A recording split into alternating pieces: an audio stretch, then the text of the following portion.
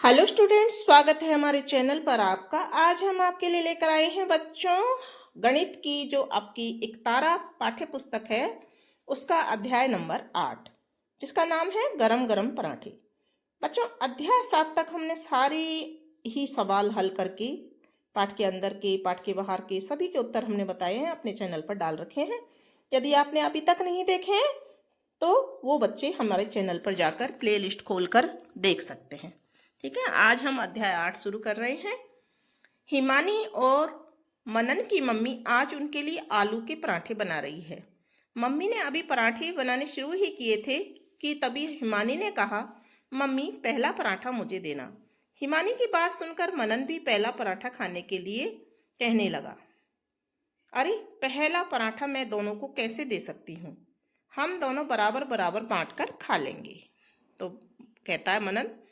इसके बाद क्या होता है देखिए, मनन ने पराठे के 2 बराबर टुकड़े किए, उनमें से एक हिस्सा हिमानी को दे दिया। बताइए हिमानी ने पराठे का कितना हिस्सा खाया।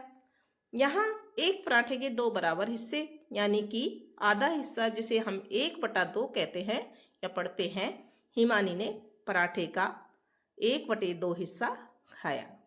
यदि इस पराठे को हम 4 बच्चों में बराबर बांटना हो तो प्रत्येक बच्चे को पराठे का कितना हिस्सा मिलेगा। तो बच्चों एक पराठे के 4 हिस्से हो जाएंगे यानी कि 1/4 हिस्सा एक जने को मिलेगा। यदि मम्मी ने दोनों के लिए कुल 5 पराठे बनाए हों तो दोनों को समान रूप से कितना हिस्सा मिलेगा।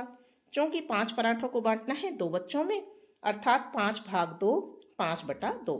इसे 5/2 भी पढ़ते हैं, अर्थात प्रत्येक को मिलने वाले पराठे बराबर 2 और आधा।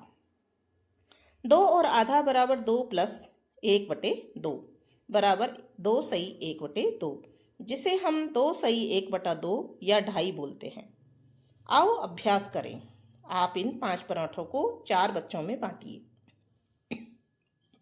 तो देखिए 5 पराठे हैं और 4 बच्चे हैं, तो एक एक पराठा 5 पराठों को 4 बच्चों में बांटना है यानी कि 5/4 बराबर 5/4। प्रत्येक बच्चे को मिलने वाले पराठे कितने होंगे, 1 सही 1/4। इसे हम सवा भी कहते हैं। 4 पराठों को 3 बच्चे में बांटने पर प्रत्येक को कितना पराठा मिलेगा, 4 में 3 का भाग लगाएंगे तो उत्तर आएगा हमारा 1 सही 1/3, यानी एक पराठा तो पूरा और एक पराठे के 3 हिस्से करेंगे जिनमें से एक हिस्सा मिलेगा। प्रश्न नंबर 3 है, दिए गए चित्रों में लिखी हुई भिन्न को रंग भरकर प्रदर्शित कीजिए। ठीक है, तो यहाँ पर देखिए 1/6 दी हुई है तो हम एक हिस्सा भर देंगे इसमें से, तो 6 में से 1 भरा हुआ है। यहाँ 4 हिस्से वाली एक और 1/4 लिखा हुआ है तो एक हिस्सा हमें भरना है। यहाँ 1/3 लिखा हुआ है तो यहाँ भी हमें 3 में से एक हिस्सा भरना है। ठीक है, फिर यहाँ 3/4 लिखा हुआ है तो यहाँ हमने 3 हिस्से भर दिए हैं, एक हिस्सा खाली है। 4 में से 3 हिस्से भर दिए। यहाँ 4/9 तो यहाँ 9 में से हमने 4 हिस्से भर दिए।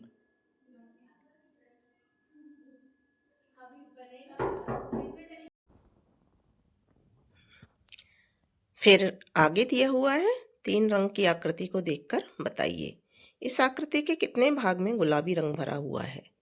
तो यहाँ पर देखिए इस पूरी आकृति में 3 भाग हैं, एक तो ये वाला, एक ये वाला, ये वाला, तो गुलाबी रंग भरा हुआ है 1/3, 3 में से एक भाग में भरा हुआ है।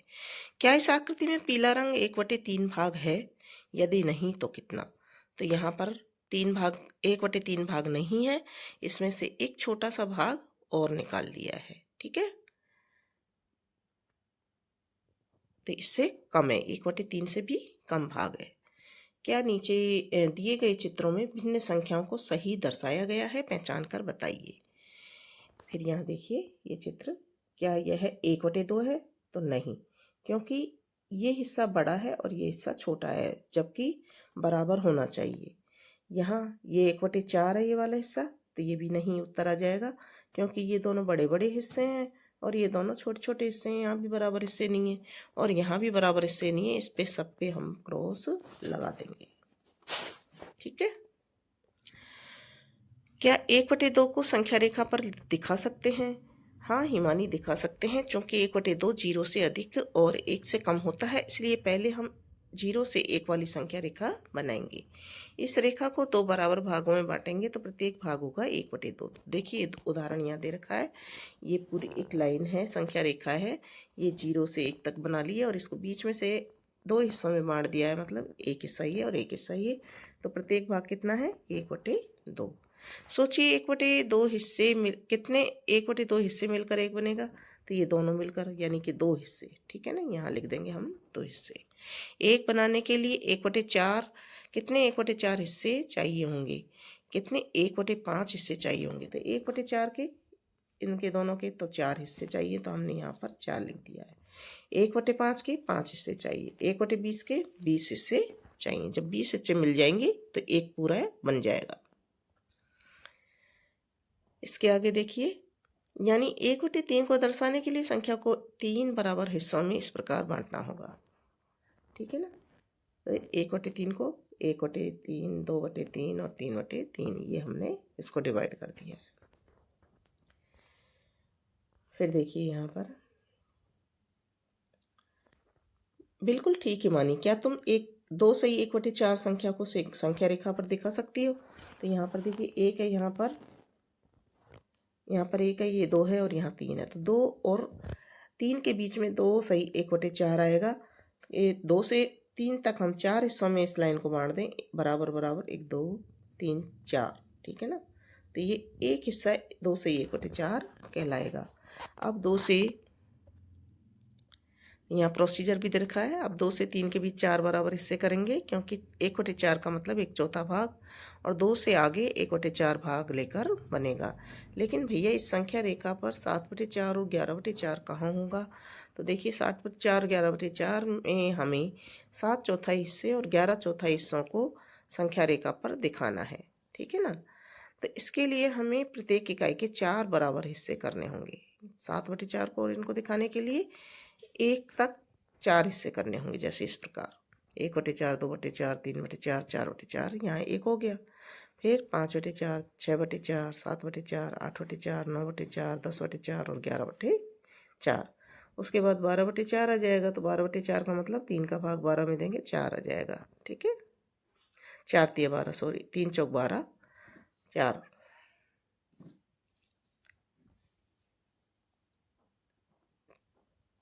यहाँ पर 12/4 आएगा, जिसका मतलब 12/4, जिसका मतलब अब क्या होता है 3। संख्या रेखा देखकर गोले में संख्या लिखिए। यहाँ पर देखिए 51 और 52 के बीच में भाग किए हुए हैं 5, तो 51 सही 1/5। फिर यहाँ वाला दूसरी संख्या रेखा में 85 के बाद में 3 हिस्से किए हुए हैं, तो 85 सही 1/3। अब यह करके देखिए, अपने अभ्यास पुस्तिका में संख्या रेखा बनाकर निम्नलिखित भिन्नों को दर्शाइए।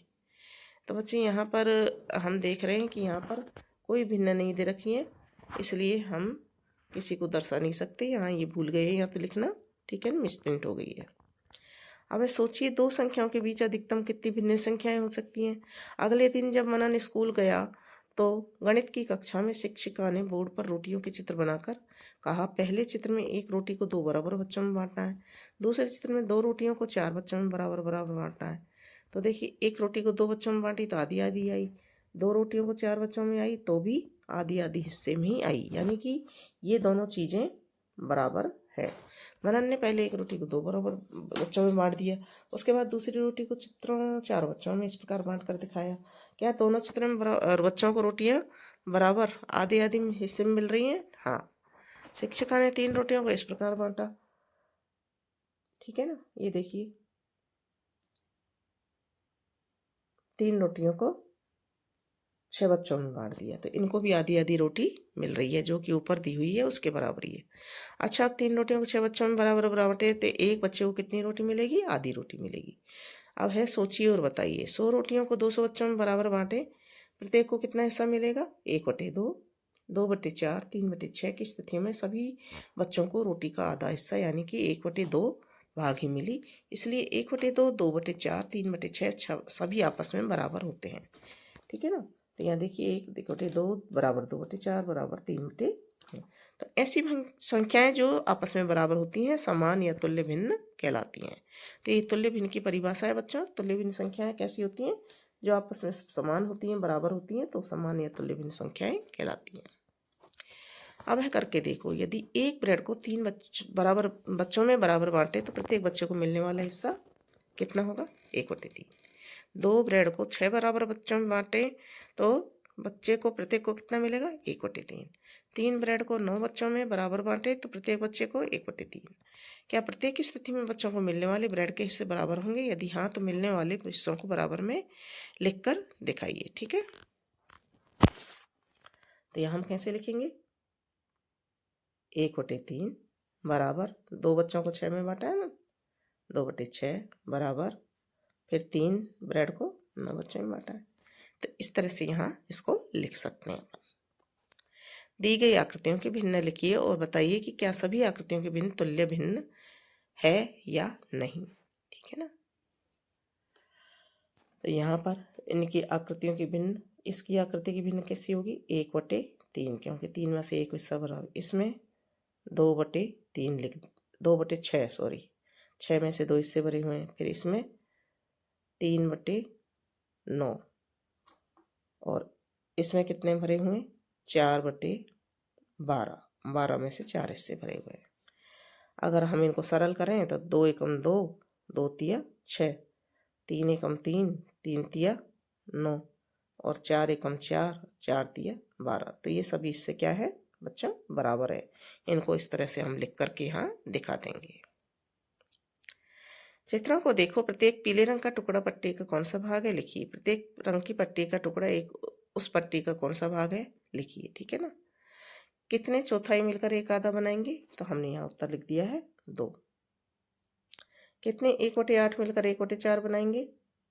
तो यहाँ लिख दिया है 2। और 1/2 में 1/8 कितने हैं? 4। ठीक है, देखिए ये 1/2, 1/8, 1/8 2 मिल गए तो 1/4 बन गया। 1/4, 1/4 2 मिल गए तो 1/2 बन गया।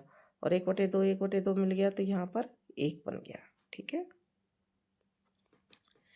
भिन्न संख्याओं को हम अंश बटे हर के रूप में लिखते हैं, यानी ऊपर की संख्या तो अंश होती है बच्चों और नीचे की संख्या को हर कहते हैं। जैसे 2/4 में 2 अंश है, 4 हर। 4/6 में 4 अंश है और 6 हर। 6/8 में 6 अंश है और 8 हर। ठीक है। क्या आपको इनकी भिन्न संख्याओं के अंश व हर में कोई पैटर्न दिखाई देता है? क्या हम किसी भिन्न के अंश व हर को समान संख्या में करके तुल्य भिन्न संख्याएं बना सकते हैं? तो तुल्य भिन्न संख्याएं बना सकते हैं। ठीक है ना। तो 1/2 को 2/2 से गुणा करेंगे तो 2/4। 2/3 को 2/2 से गुणा करेंगे 4/6। 1/2 को 4/4 से गुणा करेंगे तो 4/8।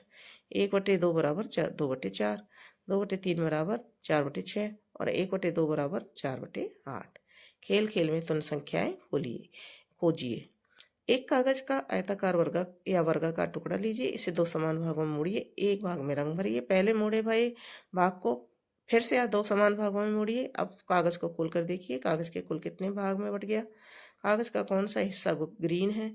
आप देखेंगे कि दोनों स्थितियों में कागज का रंगा गया हिस्सा समान है। कुछ बच्चों का कहना है कि आधा और कुछ का 2/4 जो कि बराबर है।